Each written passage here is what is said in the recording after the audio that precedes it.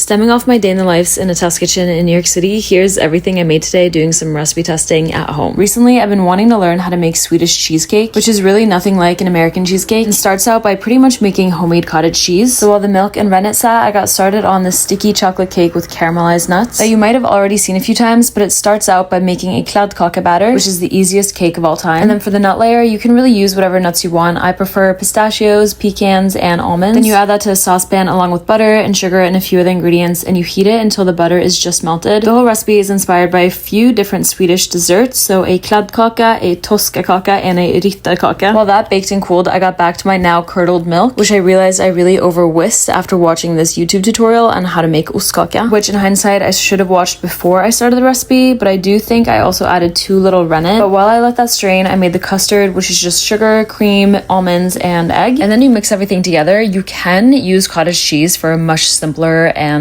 less annoying recipe, but I was pretty happy with it up until now. I was a little nervous that my baking dish was too big. I was really happy with the way this came out, except for the issue is that with a kladdkaka, you technically bake it for like 10 minutes, but the nut layer needs quite a bit longer, so it ends up being more like a fudgy brownie. This recipe is also now up on YouTube as a baking vlog. This was the next day, but because my baking dish was too big, the cheesecake was too thin, which meant it overbaked and got too caramelized and hard, so I'm definitely gonna have to try again.